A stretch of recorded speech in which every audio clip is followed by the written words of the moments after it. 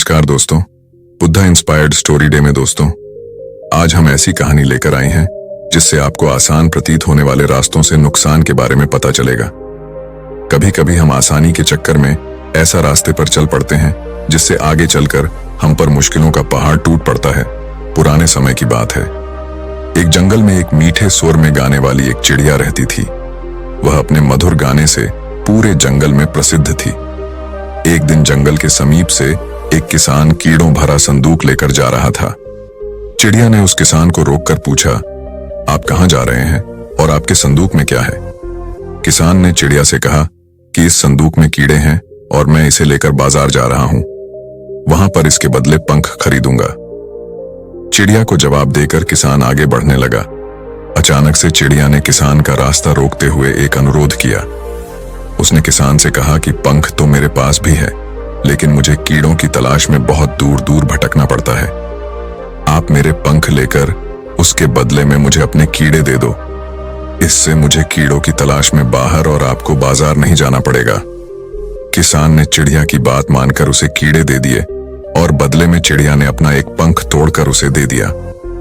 उस दिन के बाद से यह सिलसिला लगातार चलता रहा और एक दिन ऐसा आया कि चिड़िया के पास देने के लिए एक भी पंख नहीं बचा। अब वह इस लायक भी नहीं रह गई कि उड़कर कीड़े भी तलाश कर सके। पंख देने के बाद उसकी कुरूपता बहुत बढ़ गई और वह बहुत ही भद्दी दिखने लगी थी। बिना पंख के किसान भी उसे कीड़े देना बंद कर चुका था। बिना भोजन के वह धीरे धीरे एकदम से कमजोर हो गई, जिसकी वजह से अब वह अच्छा गाना भी नहीं गा सकती थी। जंगल में सभी उसे नापसंद करने लगे।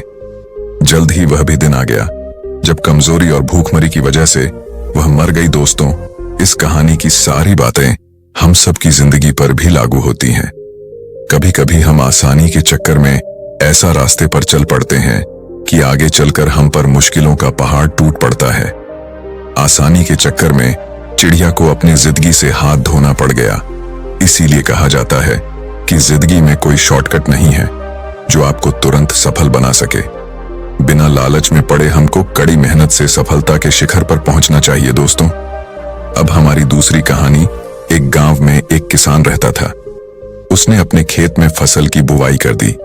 उसी खेत में एक चिड़िया आकर अपना घोंसला बना दी। कुछ दिन बाद उस चिड़िया ने घोंसले में अंडे दिए। अंडे देने की कुछ दिन बाद उन अंडों से बच्चे निकल गए। धीरे धीरे उस किसान का फसल भी तैयार हो गया। अब फसल की कटाई का समय आ गया था। एक दिन किसान खेत में आया और बोला, मैं कुछ आदमियों को अपने खेत की कटाई के लिए कल भेज दूंगा, जो सारे फसल को काटकर मेरे घर ला देंगे। इस बात को सुनकर चिड़िया के बच्चे परेशान हो गए, मगर चिड़िया ने अपने बच्चों से कहा, मत बच्चों, कल ये फसल नहीं कटेगी। अगले दिन चिड़िया की बात सही हुई, फसल नहीं कटी। किसान फिर खेत में आया और उसने कहा, मैं अपने कुछ दोस्तों को कल भेजकर फसल को पक्का कटवा दूंगा। अब किसान की बातें सुनकर चिड़िया के बच्चे फिर डर गए और चिड़िया से बोले, अब हमें खेत छोड़कर जाना पड़ेगा। चिड़िया ने बोला, कोई बात नहीं, कल भी हमें खेत छोड़कर नहीं जाना पड़ेगा। अगले दिन उस किसान के दोस्त खेत की कटाई के लिए नहीं है। किसान शाम को खेत में फिर आया और कहा, अब कल मैं खुद आऊंगा अपने खेत की कटाई करने के लिए। यह सुनते ही चिड़िया अपने बच्चों से बोली, बच्चों, अब हमें खेत छोड़कर जाना पड़ेगा। तब बच्चों ने चिड़िया से पूछा, आप इतने विश्वास के साथ कैसे कर सकती हैं कि हमें खेत छोड़कर जाना पड़ेगा? तब चिड़िया ने कहा, पहले किसान दूसरों पर निर्भर था, इसलिए उसका कार्य सही समय पर नहीं हुआ, लेकिन अब वह खुद ही अपना काम करेगा और सही समय पर कर लेगा। इस तरह से उसी रात चिड़िया और उसके बच्चे उस खेत को छोड़कर चले गए। दोस्तों, इस कहानी से हमें यही सीख मिलती है कि हमें अपना कार्य खुद ही करना चाहिए। दूसरों पर निर्भर रहकर हमें सिर्फ धोखा ही मिलता है। तो दोस्तों, हमें इस कहानी से यह सीख मिलती है, जीवन में कभी हार नहीं मानना चाहिए। हम बढ़ते हैं हमारी तीसरी कहानी की ओर। काफी समय पहले की बात है। जंगल के वातावरण में धीमी धीमी ठंड ने अपना आधिपत्य जमा लिया था। ठंड इतनी अधिक भी नहीं थी कि जाड़े से शरीर कांपने लगे। शहरों, कस्बों और गांवों से कहीं अधिक ठंड होती है जंगल में। उस जंगल में एक अत्यधिक मनभावन बगीचा था। उसी वन में आम के घने वृक्ष की एक खोह में तोता अपनी मैना और बच्चों के साथ सुखपूर्वक रहता था। एक दिन शाम को तोता जब अपने घोंसले पर आया तो वह बुरी तरह कांप उठा। उसका किसी निर्दयी ने सब कुछ लूट लिया था। वह पेड़ कटा हुआ था जिसकी खोह में उसका घोंसला था, जिसमें वह अपनी मैना और बच्चों के साथ सुखपूर्वक रहता था।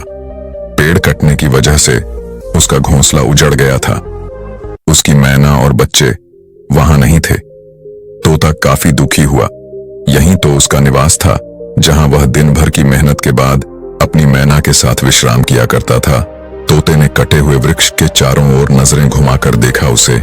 उसकी मादा और बच्चे कहीं न मिले। घोंसला उजड़ने और अपने परिवार के सदस्यों के बिछड़ने का तोते को काफी दुख हुआ।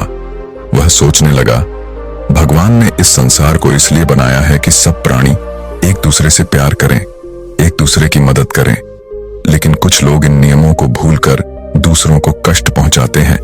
ये सब सोचते हुए बेचारा तोता चुपचाप सिर झुकाए एक ओर बैठ गया।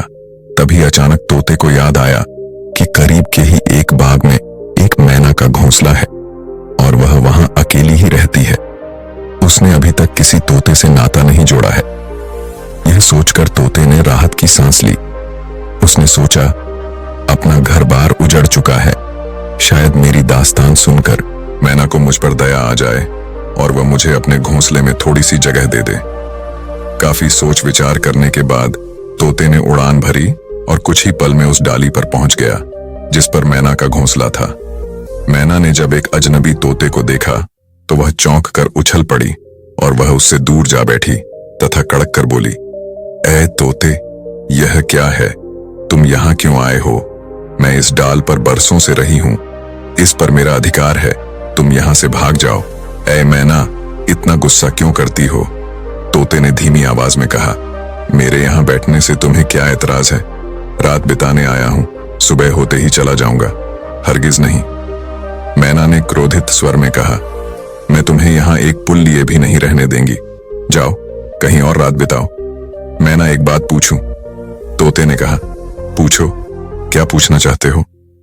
मैना ने उसकी ओर देखे बगैर कहा, तुम नाराज क्यों हो?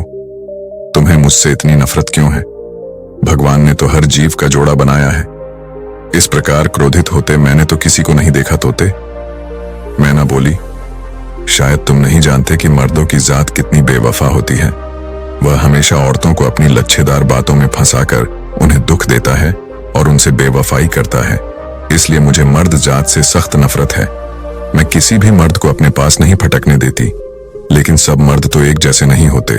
तोते ने कहा, तुम मुझे सफाई मत दो और यहां से भाग जाओ ताकि मैं अपने घोंसले में जाकर आराम से सो सकें। मैना ने कहा, मैं अन्य मर्दों की तरह नहीं हूं और बेवफा भी नहीं हूं। रमणीक द्वीप के जंगल के बाग में एक आम के पेड़ की खोह में मेरा घोंसला था, जहां मैं अपने बीवी बच्चा के साथ आराम की जिंदगी बसर कर रहा था। लेकिन किसी निष्ठुर ने उस पड़ को काट डाला जिससे मेरा घोंसला उजड़ गयो। मेरे बीवी बच्चे मुझसे बिछुड़ गए हैं, इसलिए आज की रैन मुझे यहां बिताने दो। तोते ने मैना से विनती करने वाले अंदाज में कहा, मैं तुम्हारी बातों में नहीं आने वाली तोते। मर्द ऐसी ही बातें करके औरतों को बहला फुसलाकर उनके साथ बेवफाई करते हैं, लेकिन सब मर्द तो एक जैसे नहीं होते मैना। तोते ने कहा, मर्द सिर्फ मर्द होते हैं, वह मर्द ही क्या जो बेवफा ना हो। अगर तुम मर्दों की ऐसी वकालत कर रहे हो तो मैं तुम्हें मर्दों की बेवफाई की एक दास्तान सुनाना चाहती हूं। मैना ने तोते से कुछ दूर हटकर कहा, सुनाओ मैना। तोते ने सोचा, चलो इसकी दास्तान सुनने में रात को कुछ समय तो गुजरेगा ही। दोस्तों, ये कहानी से हमें यह सीख मिलती है कि दूसरों पर भरोसा नहीं करना चाहिए। तो चलिए दोस्तों, हमारे चौथी कहानी की ओर। असली दौलत क्या है? क्या हुआ आंटी? लगता है आपकी तबीयत ठीक नहीं है। मेरी बेटी स्नेहा ने दौड़कर हमारे पड़ोस वाले घर की मिसेस चौधरी को गिरने से बचाने के लिए पकड़ते हुए कहा। वे अस्वस्थ सी लग रही थीं और शायद सिर चकराने के कारण वे असंतुलित होकर गिरने वाली थीं। मिसेस चौधरी कुछ बोलती इससे पहले ही बेटी ने कहा, आंटी, आपको तो तेज बुखार है। चौधरी, अंकल कहाँ हैं? चलिए हम आपको अस्पताल ले जाकर डॉक्टर को दिखाते हैं। मिसेस चौधरी कुछ बोल ना सकी। उन्होंने अपने घर की ओर इशारा किया।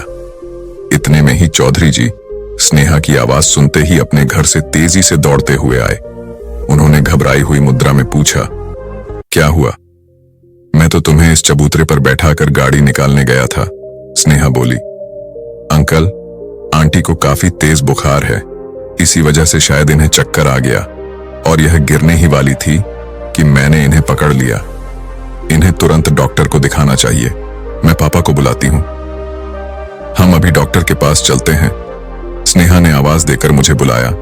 बाहर आने पर मैं सारी स्थिति की जानकारी हुई। मैंने स्नेहा से हमारे अपने घर से पानी की बोतल, गिलास, ग्लूकोज लाकर मिसेस चौधरी को पिलाने को कहा। मैंने चौधरी जी से कहा, जब तक पानी लेकर आती है और मैं गाड़ी निकालता हूं, तब तक आप भाभी जी का ध्यान रखिए। मैंने गाड़ी निकाली। चौधरी जी और स्नेहा मिसेस चौधरी को बीच में बैठाकर सहारा देते हुए पीछे वाली सीट पर बैठे। हम चारों गाड़ी से अस्पताल के आपातकालीन विभाग में पहुंचे। डॉक्टर ने मिसेस चौधरी का चेकअप किया और उन्हें स्वास्थ्य संबंधी कब और क्या समस्या है इसकी जानकारी दी। इसके पश्चात उनके उपचार में उनको कुछ इंजेक्शन देकर इंट्रावेनस ग्लूकोज देने के लिए बोतल चढ़ाने की प्रक्रिया शुरू कर दी गई। डॉक्टर के अनुसार मिसेस चौधरी को डिहाइड्रेशन हो गया था, इसलिए रिहाइड्रेट करने के लिए चिकित्सीय देखरेख में उन्हें अस्पताल में रोकना अनिवार्य था। डॉक्टर के अनुसार उन्हें पहले ही आ जाना चाहिए था, कभी कभी देरी होना घातक हो जाता है। डॉक्टर ने उन्हें आपातकालीन विभाग से वार्ड में भेजने के साथ ही आवश्यक दवाइयां लेकर आने को कहा। मैंने चौधरी जी और स्नेहा को उनके साथ वार्ड में चलने को कहा और स्वयं दवाइयां लेने के लिए मेडिकल स्टोर चला गया। डॉक्टर के द्वारा लिखी गई सभी दवाइयां मैं मेडिकल स्टोर से लेकर आ गया। स्नेहा मिसेस चौधरी के बेड के पास स्टूल पर बैठ गई। स्टाफ नर्स ने इशारे से मरीज के पास सिर्फ एक व्यक्ति को छोड़कर बाकी लोगों को बाहर जाकर बैठने को कहा, ताकि वार्ड में भीड़ भाड़ ना हो। चौधरी साहब हमारे पड़ोसी थे। उनको और उनकी पत्नी को अपनी अमीरी पर बड़ा ही गर्व था। हमारे साथ वाले परिवारों से वे बातचीत करने में अपना अपमान समझते थे। बातचीत और व्यवहार से प्रायः वे लोग यही प्रदर्शित करते थे कि उनके पास सब कुछ है और उन्हें कभी भी किसी की मदद की आवश्यकता ही नहीं पड़ेगी। वे पैसा फेंको, तमाशा देखो वाले सिद्धांत को मानने वाले व्यक्ति थे। मिसेस चौधरी भी गली में अपनी चर्चा के दौरान कहती थीं कि इस गली में हमारे पतिदेव की सैलरी के बराबर किसी की भी सैलरी नहीं है। गांव में भी हमारे पास जितनी प्रॉपर्टी है उतनी प्रॉपर्टी हमारी इस गली में तो क्या पूरे मोहल्ले में भी किसी के पास नहीं होगी। उनके अनुसार उनके स्टैंडर्ड के हिसाब से ये गली है ही नहीं है। वे बताती, हम तो बड़ी वाली गाड़ी लेने को हैं, लेकिन यहाँ गलियां इतनी पतली है कि गाड़ी इन गलियों में कैसे निकलेगी, इसीलिए वे ही नहीं रहे हैं। वे तो जब बोलना शुरू करती तो ऐसा लगता था कि उन्हें केवल बोलना ही है। बोलते समय ज्यादा सोच विचार में भी अपना वक्त बर्बाद नहीं करती थीं। अपनी अमीरी का यशगान करने में शायद उन्हें बड़े ही आत्मिक सुख की अनुभूति होती थी। एक बार वे अपने शाही खर्च का बखान करते हुए बता रही थीं कि हमारा बेटा एक महीने में 3000 रुपए से ज्यादा के तो कोल्ड ड्रिंक ही पी जाता है। तब स्नेहा ने उनसे कहा था, आंटी 10 रुपया प्रति बोतल के हिसाब से 3000 की 300 बोतलें हुई। एक महीने में 30 दिन होते हैं, इस हिसाब से एक दिन में 10 बोतलें उसके हिस्से में आती हैं। अब आपका बेटा एक दिन में ये 10 बोतलें कैसे पीता है? 24 घंटे में कितने घंटे सोता है, कितने घंटे जागता है? 10 बोतल रोज खत्म करने के लिए उसने अपना क्या रूटीन तय किया हुआ है? अगर वह इतना कोल्ड ड्रिंक पी लेता है तो यह उसके स्वास्थ्य के लिए भी यह बहुत ही नुकसानदायक है। योग गुरु स्वामी रामदेव जी तो कहते हैं कि ठंडा मतलब टॉयलेट क्लीनर। मिसेस चौधरी ने झूठ पकड़े पर भी झेंपना तो सीखा ही नहीं था। ऐसे मौकों पर भी मुस्कुराते हुए अपने घर के अंदर घुस जाती थीं। वैसे वे तो आसपास लोगों से बात करना भी अपनी प्रतिष्ठा के खिलाफ समझती थीं। सामान्यतया किसी से बात भी तभी करती जब उन्हें शेखी बघारनी होती थी। आसपास के लोग उनकी इस आदत से भली भांति परिचित थे। तभी तो जब वह अपनी हाँक रही होती थीं, तब उनकी बात को कोई गंभीरता से नहीं सुनता था। मिस्टर चौधरी उनसे भी 4 कदम बढ़ाकर थे। वे शायद ही कभी किसी से बात करते थे। किसी के सुख दुख उन्हें कुछ लेना देना नहीं था। अपने घर से बाहर निकलते समय या बाहर से आते हुए घर में प्रवेश करते समय वह किसी की तरफ आंख उठाकर भी देखना नहीं पसंद करते थे। किसी से मेल जोल का तो कोई सवाल ही नहीं। चौधरी दंपत्ति का शायद यही विचार था कि उनके पास बहुत सारा पैसा है। आज के समय पैसे की मदद से कुछ भी किया जा सकता है। अगर आपके पास पैसा है, उससे आप दुनिया की कोई भी सेवा प्राप्त कर सकते हैं।